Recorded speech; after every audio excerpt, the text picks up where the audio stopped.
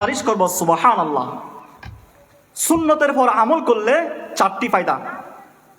এক নম্বর ফায়দা হলো নেককারদের অন্তরে আল্লাহ পাক আপনার মোহাব্বত সৃষ্টি করে দিবেন সুবহানাল্লাহ। পৃথিবীর মধ্যে মানুষ আপনাকে ভালোবাসবে, পৃথিবীর মধ্যে মানুষ আপনাকে মোহাব্বত করবে। ইতিহাসের পাতার মধ্যে যারা বড় হয়েছে তারা আজকে দুনিয়ার মধ্যে নাই, কিন্তু এখনো আমরা তাদের নামকে স্মরণ করি, এখনো আমরা তাদেরকে মোহাব্বত করি। আমাদের প্রিয় নবী দুনিয়া থেকে চলে গেছেন, কিন্তু আমরা তাকে আমাদের অন্তরের অন্তঃস্থল থেকে, আমাদের ছেলে সন্তান, আমাদের বিবি, আমাদের পিতামাতা সব কিছুর থেকে আমরা আমাদের প্রিয় নবীকে আমাদের অন্তরের অন্তঃস্থল থেকে মোহাব্বত করি। সাহাবায়ে কেরাম, তাবেঈন, তবে তাবেঈন, আইম্মায়ে মুজতাহিদিন, সলফে সালেহিন, গৌস, কুতুব, আবদাল যারা দুনিয়া থেকে চলে গেছে তারা সবাই সুন্নতের পাবন্দি ছিল, তারা সবাই সুন্নত মোতাবেক নিজের জীবনকে সাজিয়েছে। আমরা তাদের নাম শুনলে এখন আমরা তাদেরকে মোহাব্বত করি। দুই নম্বর, সুন্নতের উপর আমল করলে দুই নম্বর ফায়দা, বদকারের অন্তরে আল্লাহ পাক আপনার ভয় সৃষ্টি করে দিবে। মানুষ আপনাকে দেখলে ভয় করবে, বাতিলরা আপনার সামনে থরথর করে কাঁপবে। তিন নম্বর, আল্লাহ পাক আপনার রিজিকের ব্যবস্থা করে দিবে সুবহানাল্লাহ। চতুর্থ নম্বর ফায়দা হলো আল্লাহ পাক আপনাকে মজবুত একটি ঈমান দান করবেন সুবহানাল্লাহ। রাসূলের সুন্নতের মধ্যে রয়েছে সফলতা, রাসূলের সুন্নতের বাহিরে কোনো সফলতা নেই। রাসূলের আদর্শ, রাসূল করিম সাল্লাল্লাহু আলাইহি সাল্লাম আমাদের জন্য যে আদর্শ রেখে গেছেন সেই আদর্শের মধ্যে সফলতা। আজকে আমাদের ঘরে, আমাদের পরিবার পরিজন, আমাদের সমাজে, আমাদের দেশের মধ্যে দিন দিন রাসূলের সুন্নত উঠে যাচ্ছে। আমরা রাসূলের সুন্নতের উপর আমল করতেছি না, যার কারণে আমাদেরকে সমস্ত বাতিল, সমস্ত অপশক্তি, শিরিক বেদাত আমাদেরকে গ্রাস করে নিচ্ছে। এগুলোর একমাত্র কারণ হলো আমরা রাসূলের সুন্নতকে ছেড়ে দেওয়ার কারণে। সেজন্য রাসূলের সুন্নতের মধ্যে রয়েছে সফলতা। হাদিস শরীফের মধ্যে আছে, রাসূল করিম সাল্লাল্লাহু আলাইহি ওয়াসাল্লাম ইরশাদ করেছেন, যারা সুন্নতের উপর আমল করবে আল্লাহ পাক তাদেরকে জান্নাত দান করবেন সুবহানাল্লাহ। হাদিস শরীফের মধ্যে আছে, আল্লাহর পয়গম্বর বিশ্বনবী জনাবে মুহাম্মদ সাল্লাল্লাহু আলাইহি ওয়াসাল্লাম ইরশাদ করেন, মান আকালা তয়িবান ওয়া আমিলা বিসুন্নতিন ওয়া আমিনান নাসু বাওয়াইকাহু দাখালাল জান্নাহ। আল্লাহর পয়গম্বর বলেন, যে ব্যক্তি হালাল খাবার খাবে, হারাম থেকে বেঁচে থাকবে, সুদ, ঘুষ, যত অবৈধ পন্থা ইনকাম আছে সবগুলো থেকে বেঁচে থাকবে। দুই নাম্বার, ওয়া আমিলা বিসুন্নতিন, রাসূল করিম সাল্লাল্লাহু আলাইহি ওয়াসাল্লামের সুন্নতের অনুকরণ করবে। তিন নাম্বার হলো ওয়া আমিনান নাসু বাওয়াইকাহু, মানুষ তার অনিষ্ট থেকে নিরাপদ থাকবে, সে মানুষকে কষ্ট দিবে না। হাতের মাধ্যমে, জবানের মাধ্যমে, কথার মাধ্যমে মানুষকে কষ্ট দিবে না। আল্লাহর পয়গম্বর বলেন, দাখালাল জান্নাহ, সেই কাল কিয়ামতের ময়দানে জান্নাতের মধ্যে প্রবেশ করবে সুবহানাল্লাহ। তাহলে রাসূলের সুন্নতের উপর আমল করলে তার স্থান হলো কোথায়? বলেন, তার স্থান হলো কোথায়? জান্নাত। অপর হাদিসের মধ্যে আছে, আল্লাহর পয়গম্বর বিশ্বনবী জনাবে মুহাম্মাদুল আরবি, জনাবে মুহাম্মদ সাল্লাল্লাহু আলাইহি ওয়াসাল্লাম ইরশাদ করেন, মান আহাব্বা সুন্নতি ফাকাদ আহাব্বানি ওয়া মান আহাব্বানি কানা মাই ফিল জান্নাহ। আল্লাহর হাবিব বলেন, যেই ব্যক্তি আমার সুন্নতকে ভালোবাসলো সেই আমাকেই ভালোবাসলো, আর যেই আমাকেই ভালোবাসলো সেই উম্মত কাল কিয়ামতের ময়দানে আমি নবীর সাথে জান্নাতে থাকবে সুবহানাল্লাহ। তাহলে রাসূলের সুন্নতের সফলতা, যে দুনিয়ার মধ্যে রাসূলের সুন্নত মোতাবেক আমল করবে সে দুনিয়ার মধ্যে সফল, আখিরাতের মধ্যে সফল। মুহিস সুন্নাহ আল্লামা শাহ আবরারুল হক হারদুই রহমতুল্লাহ আলাইহি বলেছেন, যদি দুনিয়ার মধ্যে কোনো একজন মানুষ সুন্নতের উপর আমল করে, তাহলে সেই ব্যক্তিকে আল্লাহ তাআলা ভালোবাসে। সুবহানাল্লাহ। সে ব্যক্তির রিজিকের ব্যবস্থা আল্লাহ তাআলা করে দিবেন। সে ব্যক্তি অন্যান্য আমল করা তার জন্য সহজ হয়ে যাবে, তার আমলের মধ্যে বরকত হবে। সুবহানাল্লাহ। সেজন্য রাসূলের সুন্নতের মধ্যে রয়েছে সফলতা। রাসূলের আদর্শ ছাড়া, রাসূলের সুন্নত ছাড়া কোনো সফলতা নেই।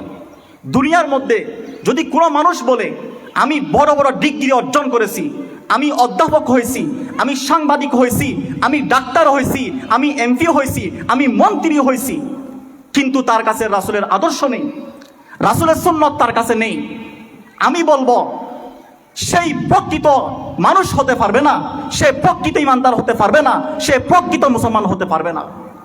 রাসূলের আদর্শ ছাড়া, রাসূলের সুন্নত ছাড়া কেউ পরিপূর্ণ ইমানদার হতে পারবে না, কেউ প্রকৃত মুসলমান হতে পারবে না।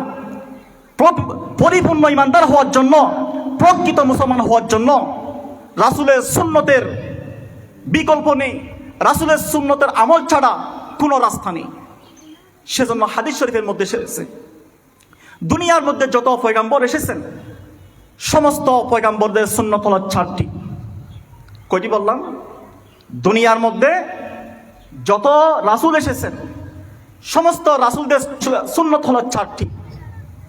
1 নম্বর সুন্নত, ক্বালা রাসূলুল্লাহ সাল্লাল্লাহু আলাইহি ওয়াসাল্লাম আরবাউম মিন সুনানিল মুরসালিন আল হায়াউ ওয়াত তাআত্তুরু ওয়াস সিওয়াকু ওয়ান নিকাহু আও কামা ক্বালান নাবিয়্যু আলাইহিস সালাতু ওয়াস সালাম।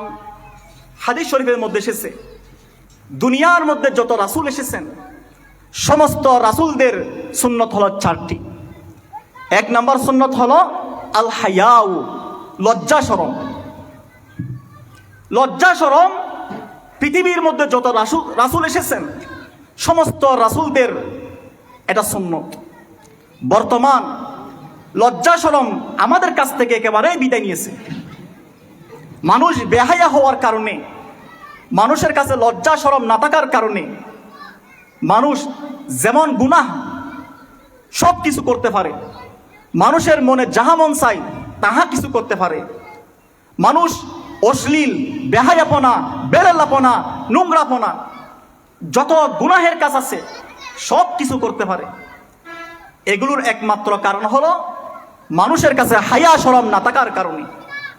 অথচ হাদিস শরীফের মধ্যে এসেছে, আল্লাহর পয়গম্বর ইরশাদ করেছেন, ক্বালা রাসূলুল্লাহ সাল্লাল্লাহু আলাইহি ওয়াসাল্লাম আল হায়াউ শুরওয়াতুম মিনাল ঈমান। আল্লাহর পয়গম্বর ইরশাদ করেন, হায়া হলো, লজ্জা হলো ঈমানের একটি শাখা।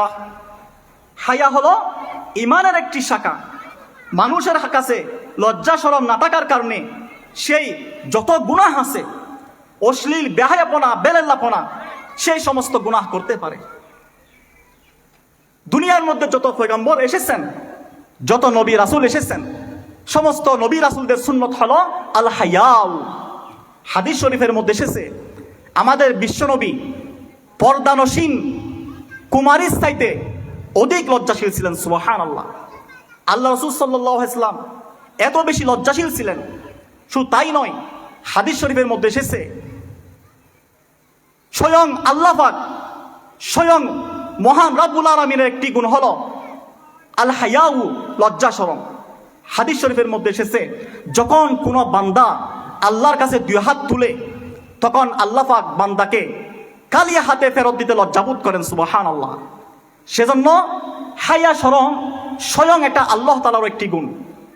2 নম্বর, ওয়া তাআত্তুরু, খুশবু ব্যবহার করা, আতর ব্যবহার করা, শরীরের মধ্যে সুগন্ধি ব্যবহার করা, এটা সমস্ত রাসূলদের সুন্নত। হাদিস শরীফের মধ্যে এসেছে, রাসূল করিম সাল্লাল্লাহু আলাইহি ওয়াসাল্লাম ইরশাদ করেছেন, মহান আল্লাহ রব্বুল আলামিন আমার কাছে 3টা বস্তুকে বেশি প্রিয় করে দিয়েছেন। সুবহানাল্লাহ। হুব্বিবা ইলাইয়া মিনাদ দুনিয়া সালাস। আল্লাহর পয়গম্বর বলেন, পৃথিবীর মধ্যে যত জিনিস আছে সমস্ত জিনিসের মধ্য থেকে আমার কাছে তিনটা জিনিস বেশি প্রিয়, সুবহানাল্লাহ।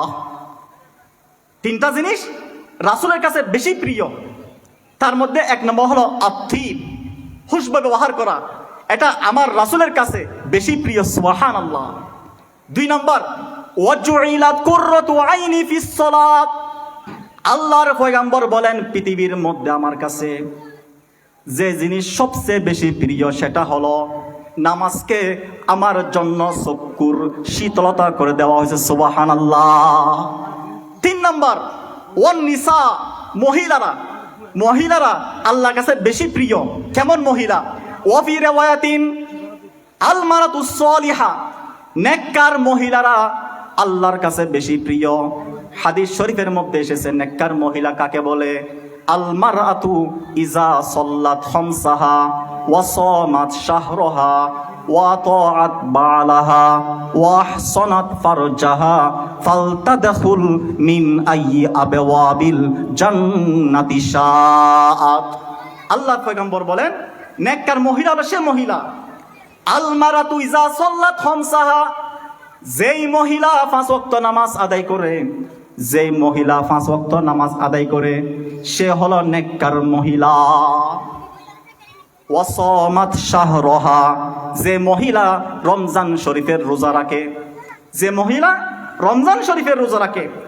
3 নাম্বার ওয়াহসানাত ফারজাহা, যেই মহিলা নিজের লজ্জাস্থানকে হেফাজত করে, যে মহিলা শরীফ পর্দা মোতাবেক জীবন পরিচালনা করে। 4 নাম্বার ওয়া তাআত বালাহা, যেই মহিলা স্বামীর অনুকরণ করে, যে মহিলা স্বামীর কথা মেনে চলে।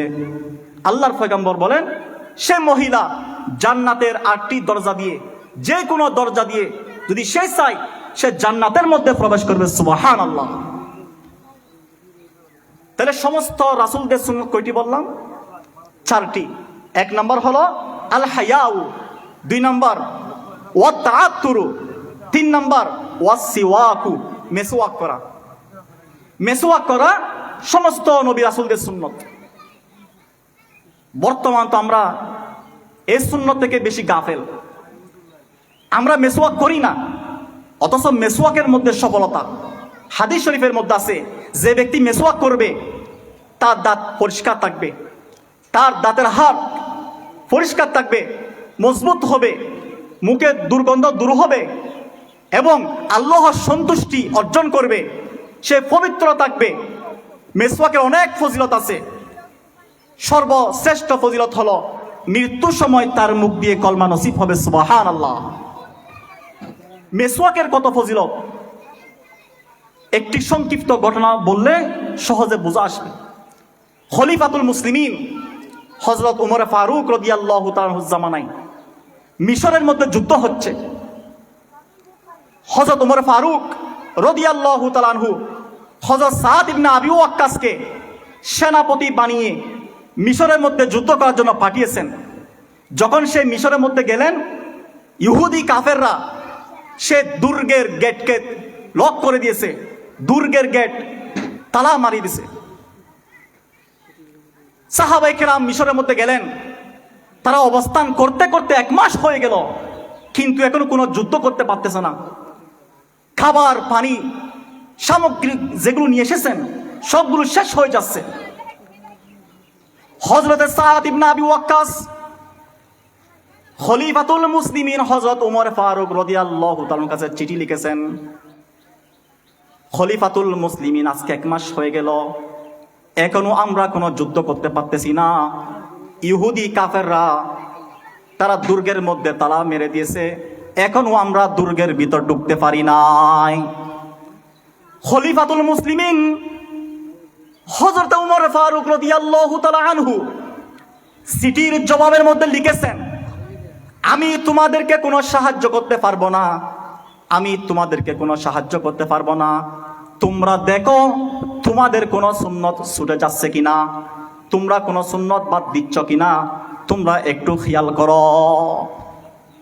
এই চিঠি পাওয়ার পরে হযরত সাদ ইবনে আবি ওয়াক্কাস রাদিয়াল্লাহু তাআলা আনহু সমস্ত মুজাহিদ সকলকে নিয়ে বৈঠকে বসলেন আর সবাইকে বললেন, আমরা কোনো সুন্নত ছেড়ে দিচ্ছি কিনা, আমরা কোনো সুন্নত ছেড়ে দিচ্ছি কিনা। সাহাবায়ে কেরাম বললেন, আজকে অনেক দিন আমরা যুদ্ধের ময়দানে থাকার কারণে আমরা ভালো মতো মেসওয়াক করতে পারতেছি না। সাদ ইবনে আবি ওয়াক্কাস বললেন, আজকে থেকে তোমরা সবাই মেসওয়াক করো। যখন সকালবেলা ফজরের নামাজের সময় হলো, সাহাবায়ে কেরাম সবাই ঘুম থেকে উঠে সমস্ত গাছপালা, সমস্ত গাছের ঢালগুলো ভেঙ্গে ভেঙ্গে সবাই মেসওয়াক করতেছে। ওই দুর্গের থেকে কাফেররা সবাই দেখে আসে। কাফেররা বলল, আজকে অনেক দিন পর্যন্ত তারা দেখলাম তারা সবাই মাছ গোস্ত খেয়েছে, খাবার দাবার খেয়েছে, না জানি কখন থেকে আজকে থেকে তারা মানুষকে খাবে, জানি না কখন থেকে আজকে তারা আমাদেরকে খেয়ে ফেলবে। এই দেখে সবাই পালিয়ে গেল, সবাই পালিয়ে গেছে। ওদিকে মিশর বিজয় হয়ে গেল বিনা যুদ্ধে, কোনো যুদ্ধ করা ছাড়া মিশর বিজয় হয়ে গেল। সুবহানাল্লাহ। এগুলো কিসের আমলে?